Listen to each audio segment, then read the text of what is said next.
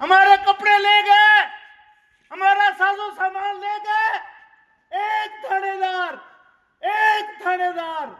ایک SHO اپنے گنڈے لے کر آتا ہے اور بدماشی کرتا ہے. یہ ہم قبول نہیں کریں گے.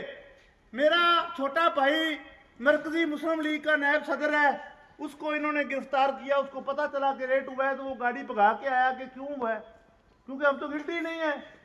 تو اس کو بھی پکڑ کے لے گیا، اس کو جوڈیشل کر دیا.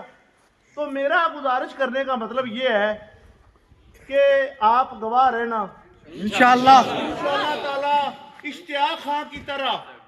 اس کے ہم نے گھٹنے، یہ آپ لوگوں کی طاقت سے ہونا ہے. یہ میں کچھ نہیں ہوں، یہ آپ ہیں اور آپ کی طاقت ہے، اور آپ کی طاقت کے بل بوتے پہ ہم نے یہ کرنا ہے. لیکن ہم نے انشاءاللہ قانون اور آئین کے خلاف نہیں جانا.